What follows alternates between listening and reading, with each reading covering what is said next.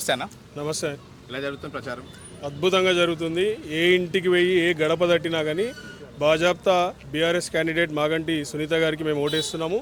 మీరు అసలు ఇక్కడికి వచ్చి ఇన్ని పథకాలు మాకు బాకీ పడ్డారు కాంగ్రెస్ వాళ్ళని చెప్పాల్సిన అవసరం లేదని కూడా వాళ్ళే చెప్తున్నారు.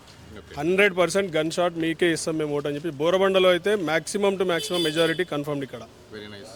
ఒక మాట క్లియర్ క్వశ్చన్, ఎక్స్పీరియన్స్ ఉన్న లీడర్ అయితే పబ్లిక్కి సేవ చేస్తారా, లేకపోతే ఫ్రెష్గా వచ్చిన కొత్త క్యాండిడేట్ అయితే బాగుంటుంది? బరాబర్ ఎక్స్పీరియన్స్ ఉన్న వాళ్ళే. కాకపోతే ఎక్స్పీరియన్స్లో కూడా మంచితనం, మంచి వ్యక్తి లేదా ఎక్స్పీరియన్స్ లేని వాళ్ళకి మంచితనం ఉందా లేదా, వాళ్ళ బ్యాక్గ్రౌండ్ ఏంది, వాళ్ళు చెప్పడమే. మొన్న ఒక గల్లీలో తిరుగుతూ మరి స్థానిక కాంగ్రెస్ అభ్యర్థి ఏం చెప్పిండో మీరు విన్నారు. ఆయన ఏమన్నాడు, ఇక్కడ బీఆర్ఎస్ పార్టీ అభ్యర్థులు ఎవరు కనబడ్డా కానీ వాళ్ళ ఇళ్లకు చేరుకోలేకుండా చేస్తాం, మేము ఎవరిని కూడా వదిలిపెట్టామని చెప్పేసి దబాయించిండు. ఆయన ఫ్రెషర్ అయినప్పటికీ ఆయన గొంతు కానీ ఆయన వాలకం కానీ ఆయన మాట తీరు చూస్తే బెదిరింపు ధోరణిలో మాట్లాడుతున్నాయి. ఒక్క నిమిషం, నవీన్ యాదవ్ ఫ్రెషర్ ఎలా అవుతాడండి? ఇన్నేళ్ల నుంచి రాజకీయాల్లో ఉన్నారు ఆయన. గెలవలేదు కదా అని ఫ్రెషర్ అంటున్నాను. గెలవకపోయినా అయితే రాజకీయ అనుభవం ఉంది. మరి మాగంటి సునీత గారు అయితే ఫస్ట్ టైం ఆమె కంటెస్ట్ చేస్తున్నారు. ప్రజల్లో కూడా గట్టిగా స్పీచ్లు ఇచ్చే పరిస్థితి లేదు. నవీన్ యాదవ్ అయితే యంగ్ లీడర్, మాకు యంగ్ లీడర్. ఒక విషయం ఏంటంటే గడిచినటువంటి 15 ఏళ్ల నుండి మాగంటి గోపీనాథ్ గారు ఖచ్చితంగా ఇక్కడ ఒక మంచి ప్రజాసేవకుడిగా గుర్తింపు పొందినారు.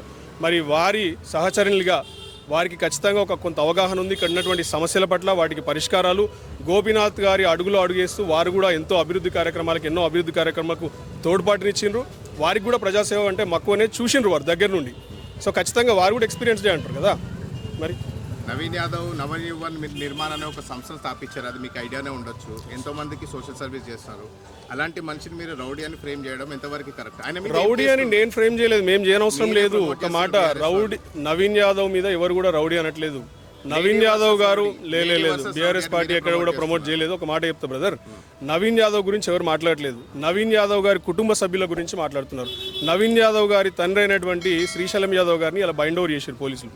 ఎందుకు బైండ్ ఓవర్ చేశారు? గడిచినటువంటి 15 సంవత్సరాల 3 అసెంబ్లీ ఎన్నికల్లో నవీన్ యాదవ్ గారు పోటీ చేస్తే ఏ ఒక్క ఎలక్షన్ ముందు కూడా వారిని బైండ్ ఓవర్ చేయలేదు. ఈవెన్ బీఆర్ఎస్ పార్టీ రూలింగ్లో ఉన్న కూడా బైండ్ ఓవర్ చేయలేదు. మరి ఈ రోజు ఎందుకు బైండ్ ఓవర్ చేసిండ్రు అన్నట్టు? అంటే కాంగ్రెస్ గవర్నమెంటే నవీన్ యాదవ్ ఓడిపిద్దామని చెప్పి చూస్తున్నారు. అది వాళ్ళకి తెలియాలి. కాకపోతే వాళ్ళ బ్యాక్గ్రౌండ్ గురించి చెప్తున్నా నేను. ఆయన సేవా కార్యక్రమాలు చేసి ఉండొచ్చు కానీ ఆయనకు ఉన్నటువంటి కుటుంబ సభ్యులు కానీ ఇలా పోలింగ్ డే రోజు ఏమైంది మీరు చూసింది కదా. 10ల సంఖ్యల కిలోమీటర్ల దూరము ట్రాఫిక్ జామ్లు చేసుకుంటా మరి ఆయన పక్కన ఉన్నటువంటి ఒక ప్రాస్టిట్యూట్ హౌస్ నడిపే ఒక వ్యక్తి, అక్యూజ్డ్ వ్యక్తి, రౌడీలు కత్తులు పట్టుకొని కట్టెలు పట్టుకొని మీరు చూసే ఉంటారు అవన్నీ కూడా. మరి మేము అనవసరం లేదు. వాళ్ళ వ్యవహార శైలి, వాళ్ళ మాట తీరును బట్టే ప్రజల్లో ఒక భావం వెళ్ళిపోయింది. ఆయన ఎటువంటి వ్యక్తి, ఆయన చేసేది ఏంది అని చెప్పేసి. ప్రజల్లో ఎలాగుందంటే ఎస్పెషల్లీ యూత్లో యంగ్స్టర్ అయినా మాకు ఎప్పుడు అందుబాటులో ఉంటారు. రాత్రిపూట ఆది రాత్ కాల్ కరేతో మాకు అటువంటి ఎక్కడ కూడా వినబడలేదు. ఇప్పుడు నువ్వే చూసినావు, 10-20 మంది యూత్ మా సభ్యుల్ని కలుసుకుంటూ వచ్చినాం. ప్రతి ఒక్కరు కూడా బీఆర్ఎస్ పార్టీ, మాకు కేటీఆర్ గారు అంటే మాకు ఒక రోల్ మోడల్. మా యువతకి ఎన్నో లక్షల ఉద్యోగాలు కల్పించినటువంటి కేటీఆర్ గారే ఒక యూత్ రోల్ మోడల్. ఖచ్చితంగా మేము కేటీఆర్ గారు ఉన్నటువంటి బీఆర్ఎస్ పార్టీకి ఓటేస్తామని యూతే చెప్తున్నారు మా దగ్గరికి వచ్చి. మేము ఎక్కడ కూడా ఇంకొక అభ్యర్థి పేరు వింటలేం యూత్ దగ్గర కూడా. కేవలం రాజకీయ స్వలాభం కోసం రాజకీయాల్లో ఎదగడానికి ఒక డమ్మీ క్యాండిడేట్ని కంటెస్ట్ చేపిస్తున్నారు అని చెప్పి ప్రతిపక్షాలు అంటున్నాయి. దీని పట్ల మీ స్పందన? ఎవరు డమ్మీ క్యాండిడేట్ ఇక్కడ? మాగంటి సునీత గారు. అది వారు డమ్మీ క్యాండిడేటా కాదా అనేది November 14 నాడు తెలుస్తుంది మీకే. November 14 నాడు విజయ డంకా ఏ విధంగా మారుమోగబోతుందంటే బీఆర్ఎస్ పార్టీ అభ్యర్థికి మీరు వినలేరు, చూడలేరు కూడా. అది మినిమం లాస్ట్ టైం గోపీనాథ్ గారికి వచ్చిన మెజారిటీ కంటే డబుల్ వచ్చినా ఆశ్చర్యపోని అవసరం లేదు. లాస్ట్ టైం వారికి వచ్చింది 17,000 చిల్లర, ఈసారి 35,000 కూడా వస్తుంది. మరి ఇంకో ప్రతిపక్షం చూసుకుంటే బీజేపీ వాళ్ళు పోటీలోనే లేరు, అసలు వాళ్ళకి డిపాజిట్లు కూడా రావు. అంటే అదేమన్నా బీఆర్ఎస్ ప్లాన్ అంటారా? బీఆర్ఎస్ ఇంకా బీజేపీ కలిసి పనిచేస్తున్నాయి అంటారు. బీఆర్ఎస్ ప్లాన్ అయితే ఇట్లా బీజేపీ వాడు లాస్ట్ టైం ఇచ్చిన అభ్యర్థికే టికెట్ ఇచ్చారు కదా. మరి మా ప్లాన్ ఎట్లయితుంది? మా ప్లాన్ అయితే ఇంకొక వీక్ క్యాండిడేట్ ఇచ్చారు. డమ్మీ క్యాండిడేట్ అయితే బ్రదర్ 25,000 ఓట్లు వచ్చినాయి ఆయనకు లాస్ట్ టైం బీజేపీ అభ్యర్థికి. గతంలో 5,000, 6,000, 8,000 తెచ్చుకునే బీజేపీకి గత ఎన్నికల్లో, అసెంబ్లీ ఎన్నికల్లో 25,000 వచ్చినాయి. ఆయన డమ్మీ ఎట్లయితాడు? కానీ ఈసారి చరిత్ర పునరావృతం కాబోతుంది. ఆయనకు మళ్ళీ డిపాజిట్లు దక్కవు. కేటీఆర్ గారు రీసెంట్ ప్రచారంలో ఈ గుడులు కట్టే విషయంలో కొన్ని కాంట్రవర్షియల్ స్టేట్మెంట్స్ ఇచ్చినారు. గుడులు కట్టే దానికంటే డెవలప్మెంట్ మీద కాన్సన్ట్రేట్ చేయాలని. అది హిందువుల్లో చాలా నెగిటివ్గా పోయింది. దీని పట్ల మీ స్పందన ఏంటి? కేటీఆర్ గారు ఎప్పుడు ఆ మాట్లాడలేదు, దాన్ని తప్పు కోట్ చేసింది. కేటీఆర్ గారు అన్నదల్లా బండి సంజయ్ అనే ఒక వ్యక్తి వచ్చి జూబ్లీహిల్స్ నియోజకవర్గ ప్రచారంలో జూబ్లీహిల్స్కి ఏం చేస్తావు అని చెప్పాల్సింది పోయి బంజారాయిల్స్లో ఉన్నటువంటి జూబ్లీహిల్స్ ప్రాంతానికి నియోజకవర్గానికి సంబంధం లేనటువంటి ఒక గుడి విషయాన్ని తీసుకొచ్చి ప్రజల్ని మత విశ్వాసాలతో రెచ్చగొట్టే విధంగా మాట్లాడిండు అని కేటీఆర్ గారు చెప్పిండ్రు. నిజంగా జూబ్లీహిల్స్లో పోటీ చేసేవాడు ఏం చెప్పాలి? జూబ్లీహిల్స్లో ఏం చేస్తావు, ఇది తీసుకొస్తా అది తీసుకొస్తా అని చెప్పాలి. ఆయన చెప్పేది ఏంది? పక్క నియోజకవర్గంలో ఏదో గుడి కడతారంటే ఇక్కడ ఓట్లు వేయాలంట ఆయనకి. మరి తెలివి ఉన్నటువంటి మాటనేనా అది? అదే మాట కేటీఆర్ గారు అన్నారు.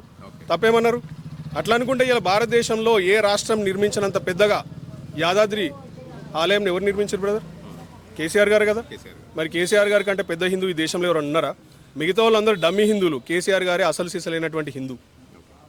సరే, ఇప్పుడు మైనారిటీ ఓట్లు చూస్తే జూబ్లీహిల్స్ కాన్స్టిట్యుయెన్సీలో దాదాపు 1,00,000 ఓట్లు ఉన్నాయి. మైనారిటీ ఓటర్స్ని ఎట్లా అట్రాక్ట్ చేస్తారు? అసదుద్దీన్ ఓవైసీ ఎంఐఎం పార్టీ అయితే ఇప్పుడు కాంగ్రెస్తో party. Asaduddin Owaisi is not the front face of minorities brother. ఆయన ఒక్కడే కాదు మైనారిటీస్. 1,30,000 ఓట్లలో ఆయనకు అసలు ఇక్కడ ఓటింగ్ కూడా లేదు. ఆయన ఒక పార్టీ అధ్యక్షుడు. ఆయన బీహార్లో పోయి ఏం చెప్తాడు? కాంగ్రెస్కి ఓటు వేయొద్దని చెప్పేసి అక్కడ పెడతాడు. ఆయన బీజేపీ అనే పార్టీకి బీ టీం లాగా వ్యవహరిస్తాడు దేశం మొత్తం. తెలంగాణకు వచ్చేయమంటాడు, కాంగ్రెస్ అభ్యర్థికి ఓటేయమంటాడు. ఒక తలతిక్క వాదన కాదా అది? ఆయనకే ఒక సరైనటువంటి విధానం లేదు, ఆయన పార్టీకి ఒక విధానం లేదు. ఆయన ఎవరు నమ్ముతారు ఇంకా మైనారిటీస్లో? అసలు ఈ రాష్ట్ర ప్రభుత్వం మైనారిటీస్ని గడిచినటువంటి 22 నెలల్లో విస్మరించి ఒక్క క్యాబినెట్ ర్యాంక్ మినిస్టర్ ఇవ్వలేదు. నిన్నాక మొన్న అజరుద్దీన్ గారిని తీసుకొచ్చి ఇచ్చి ఏదో పెద్ద చేసామని చెప్పుకుంటే ఎట్లయితే? అసలు ఈ ప్రాంతంలోనే ఒక ఖబరస్థాన్ ఇవ్వాల్సింది 2,500 గజాల స్థలం కేటాయిస్తున్నామని చెప్పి డిఫెన్స్ వాళ్ళకి చెందినటువంటి ల్యాండ్ ఇచ్చి వాళ్ళని బురిడి కొట్టించే ప్రయత్నం చేస్తే డిఫెన్స్ వాళ్ళు వచ్చి వాళ్ళని తరిమేశారు. అంటే మైనారిటీస్కి చేసేది కూడా నీతి, నిజాయితీ, నిబద్ధత అనేది లేకుండా చేస్తారు వీళ్ళు. ఒక ఎకరం కొనాలంటే ఎంతసేపు అండి వీళ్ళకి? మొన్న నానక్రామ్గూడలో 30-40 ఎకరాలు అమ్మితే వీళ్ళకి 4-5 వేల కోట్లు వచ్చినాయి.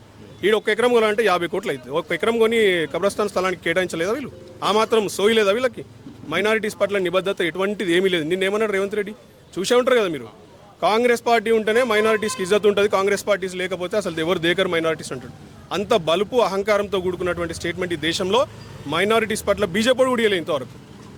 అవునా కదా? నిన్న మీటింగ్లో చూసుకుంటే కేటీఆర్ని చెత్త నా కొడుకు అని చెప్పి కూడా తిట్టారు, చెత్త క్లీన్ చేయాలి అని చెప్పి. ఇక్కడ డెవలప్మెంట్ చూస్తే డ్రైనేజ్ అన్ని లీకేజ్ ఉన్నాయి, దీన్ని కూడా జరగట్లేదు అంటున్నారు. ఒక మాట చెప్పమంటారా నీకు? వాస్తవానికి కేటీఆర్ గారు ఎంఏయుడి అంటారు దాన్ని, municipal administration and urban development minister. వారు ఎంఏయుడి మినిస్టర్గా ఉన్నప్పుడు జూబ్లీహిల్స్లో ఎన్ని కోట్ల విలువైనటువంటి వర్క్స్ చేసినారో ఇలానే తెలంగాణ భవన్ వేదికగా ప్రెస్ మీట్ పెట్టిరు. ఇక్కడ డ్రైనేజీలు చేసిర్రు, ఇక్కడ రోడ్లు వేసినారు. The longest flyover in the country, 3 కిలోమీటర్ల పొడుగైనటువంటి ఫ్లైఓవర్ షేక్పేటలో కట్టిరు. జూబ్లీహిల్స్ నియోజకవర్గం కాదా? సెంటర్ ఫర్ దళిత్ స్టడీస్ ఇక్కడనే బోరబండలు కట్టిరు, ఇక్కడి కాదా? ఇంటింటికి తాగునీరు ఇచ్చారు, ఇక్కడ కాదా? ఫ్రీ కరెంట్ ఇచ్చారు 200 యూనిట్స్ వరకు, ఇక్కడ కాదా? ఇవన్నీ చెప్పుకుంటూ పోతే కేటీఆర్ గారు చేసినారు. మరి ఈ ప్రస్తుతం ఉన్నటువంటి ముఖ్యమంత్రి, సోయిలేనటువంటి సన్నాసి ముఖ్యమంత్రి 22 నెలల కాలంలో ఏం బీక్తున్నాడని నాకు అర్థం కాదు. రోడ్ల మీద డ్రైనేజ్ ఉంటే మరి చేస్తలేదా? ఆయన కూడా చెత్త శాఖ మంత్రి కదా. ఆయన అంటుండు మంత్రి శాఖను కూడా చెత్త శాఖ మంచి శాఖ అంటుండు కదా. ఆయన కూడా చెత్త శాఖ. ఇవాళ ఎంఏయుడి మినిస్టర్ ఆయన్నే. మరి ఏం చేసిండు ఇలా? నేను తెల్లాపూర్ నుండి ఇలా పొద్దున వస్తా ఉంటే 1 కిలోమీటర్ పొడుగుతా మొత్తం రోడ్ సైడ్ చెత్త కుప్పలనే ఆడ. ఆ వీడియో తీసి పెట్టిన ఇలా కావాలంటే నీకు కూడా చూపిస్తా. ఈ రాష్ట్రము, ఈ హైదరాబాద్ నగరం మొత్తం చెత్త కుప్పలాగా తయారైపోయింది. రోడ్లన్నీ గుంతలమయం అయిపోయినాయి. ఎవడు పట్టించుకునే నాదులు లేడు. ఇక్కడ భూముల్ని మాత్రం ఎట్లా పడితే అట్లా ఇష్టం వచ్చినట్టు అమ్ముతున్నాడు. అమ్మిన పైసలన్నీ తీసుకుపోయంట 1,00,000 జనాభా కూడా లేనటువంటి 4th సిటీలో రోడ్లు వేస్తారంట. ఇప్పుడు 10 ఏళ్ళు మీరు పరిపాలన చేస్తారు బీఆర్ఎస్ వాళ్ళు, 10 ఏళ్లలో చేయలేదు, 2 ఏళ్లలో ఎక్స్పెక్ట్ చేస్తారు. ఇంకా 3 ఏళ్ళు మాకు టైం ఉంది కదా, మేము డెవలప్మెంట్ అనేది ఏంటో చూపిస్తాం అంటున్నారు. నువ్వు డెవలప్మెంట్ అనేది చూపించిన అవసరం లేదు. నిరంతరం అదొక జరిగే ప్రక్రియ. రోజువారీ చెత్త ఎత్తితేనే రోడ్లు క్లీన్ ఉంటాయనే కనీస బేసిక్ నాలెడ్జ్ అని ఉండాలి కదా చెత్త శాఖ మంత్రికి. మరి రోజువారీ చెత్త ఎత్తకుండా ఏం బిక్తురు వీళ్ళు? గడ్డి బిక్తురు? నాకు అర్థమవుతలేదు. గుడ్డి గుర్రాల పల్లగిట దోముతురు ఏమన్నా? ఏం చేస్తున్నారు?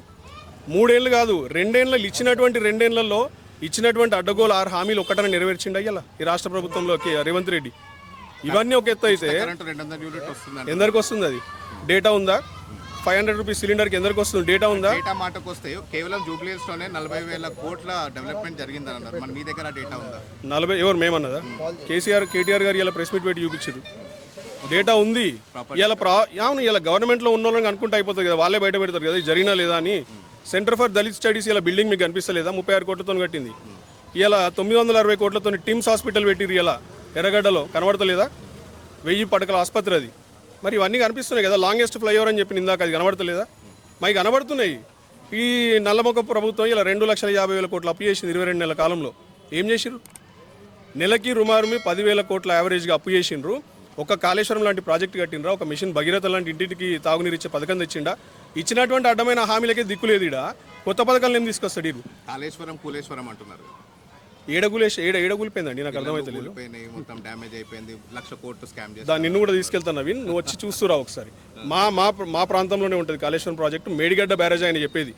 ఆ మేడిగడ్డ బ్యారేజ్లో 85 పిల్లర్లు ఉంటాయి. 85 పిల్లర్లో 2 పిల్లర్లు కుంగినాయి, కూలలేదు ఎక్కడ కూడా. ఆ 2 పిల్లర్లని అవి ఎట్లుంటాయంటే బ్లాక్స్ వైజ్ ఉంటాయి.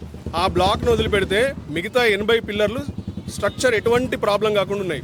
21 లక్షల క్యూసెక్ల వరద వచ్చినా కూడా చెక్కు చెదరకుండా నిటారుగా ఉన్నాయి అవి.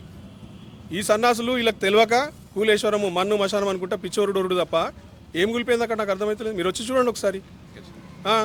మళ్ళా దాంట్లో వీళ్ళకు పెద్ద సన్నాసి ఉంటాడు పైన, రాహుల్ గాంధీ అని, పప్పు. ఆయన ఎన్నికల వేళ ఏమన్నాడు, ఖమ్మంకి వచ్చిండు. ఆయన ఏమంటాడు అక్కడ 1,00,000 కోట్ల అవినీతి జరిగింది కాళేశ్వరం ప్రాజెక్టులో అంటాడు. కాళేశ్వరం ప్రాజెక్టుకి స్పెండ్ చేసిందే క్యాపిటల్ ఎక్స్పెండిచర్ ఇవాళ దాకా 86,000 కోట్లు. 86,000 కోట్లలో మరి 3 బ్యారేజ్లు, 12 రిజర్వాయర్లు, ఒక 15-14 పంప్ హౌజ్లు, దాదాపు 1,500 కిలోమీటర్ల కెనాల్స్, 200 కిలోమీటర్ల టన్నెల్స్, ఇన్నిగాన కట్టుకుంటే 86,000 కోట్ల ఖర్చు కాదా బ్రదర్? నాకు అర్థం కాదు. ఈ సన్నాసులు అంతకుముందు కట్టినటువంటి అదే ప్రాజెక్టు, అదేంది చేవెళ్ళ ప్రాణహిత, ఆ ప్రాజెక్ట్ మొబిలైజేషన్ అడ్వాన్స్ రూపంలో 2-3 వేల కోట్ల జేబులు వేసుకున్నారు. తట్టెడు మట్టి తీయలేదు, ఒక ఇటుక పెరచలేదు. అటువంటిది 85,000 కోట్ల ప్రాజెక్ట్ కాదా ఇన్నిగాన కట్టినాక? మరి 1,00,000 కోట్ల అవినీతి ఎక్కడుంది? ఆఖరి క్వశ్చన్ అన్న, మీరు చాలా క్లీన్గా మెయింటైన్ చేస్తారంటారు పార్టీని, బీఆర్ఎస్ పార్టీని. కేసులు ఉన్న వాళ్ళని పార్టీలోకి తీసుకోమంటారు. నవీన్ యాదవ్ మీద కేసులు ఉన్నాయంటారు, వాళ్ళ ఫాదర్ మీద కేసులు ఉంటారు. మరి రీసెంట్గా మైనారిటీ ఓట్లను అట్రాక్ట్ చేయడానికి మీ పార్టీలోకి ఎవరికైతే అలిగేషన్స్ ఉన్నాయో, చందా చోర్ అని చెప్పి, స్కామ్లు చేస్తారని చెప్పి, పేదవాళ్ళ డబ్బుల్ని దొంగతనం, అవన్నీ కూడా ఒక మాట చెప్తా బ్రదర్. నాకు చెప్పినా నువ్వు ఎవరి విషయమో చెప్తున్నావు. హెచ్వైసి సల్మాన్ ఖాన్ ఆ అబ్బాయి పేరు, ఆయన మీద ఏ ఒక్క కేసు కూడా ఇప్పటి వరకు నిరూపితం కాలేదు. ఆయననే చెప్తున్నాడు రాజకీయ కక్షతోని. అట్లా అనుకుంటే రేవంత్ రెడ్డి మీద 150 కేసులు ఉన్నాయి. బాక్సో కేసు కూడా ఉంది. రేవంత్ రెడ్డి మీద 150 కేసులు ఉన్నాయి. చాలా మంది మీద చాలా ఎలిగేషన్స్ ఉన్నాయి, కేసెస్ ఉన్నాయి ఆ కాంగ్రెస్ పార్టీలో కూడా. ఇదే స్వయాన నవీన్ యాదవ్ మీద ఎన్ని కేసులు ఉన్నాయి తెలుసా? ఎవరు కూడా అలిగేషన్స్ వేయడం వరకే, కానీ అది నిరూపితం అయినాక ఆయన నిజమైన నేరస్తుడా కాదనేది కోర్టులు తెలుస్తాయి. మనం ఎందుకు మాట్లాడతాం దానికి? చిన్న శ్రీశైలం యాదవ్ అనే వ్యక్తిని ఇలా బైండ్ ఓవర్ చేసిన అంటే దాని అర్థమైంది నీకే అర్థమవుతుంది కదా. కాంగ్రెస్ వాళ్ళని బైండ్ ఓవర్ చేసిన, మా బీఆర్ఎస్ పార్టీ ఇంతవరకు ఎవరిని బైండ్ ఓవర్ చేయలేదు. ఎందుకు మరి? కేటీఆర్ గారికి మీరు బాగా సన్నిహితులు కాబట్టి క్వశ్చన్ అడుగుతున్నాను. ఈ హెచ్వైసీ సల్మాన్ని జాయిన్ చేసుకోవడం హరీష్ రావు కానీ కేసీఆర్ కానీ అస్సలు ఇష్టం లేదు. మీకు చెప్పిండ్రు వాళ్ళు?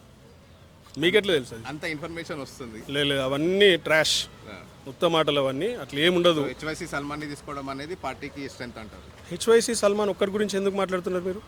ఇటీవల కాలంలో కనీసం ఒక 10,000 మంది జాయిన్ అయ్యారు బీఆర్ఎస్ పార్టీలో. మిగతా 9,999 మంది గురించి మాట్లాడరా? ఎవరిని తీసుకున్నా కానీ పార్టీ అది అధిష్టానం నిర్ణయం, అందరూ కట్టుబడి ఉంటారు ఆ నిర్ణయానికి. ఒకరికి ఇష్టం లేదు, ఒకరికి ఇష్టం ఉందనేది అదంతా జూటాకోర్ మాటలు, అబద్ధం అవన్నీ trash. Okay, thank you so much అన్న. All the best. Thank you.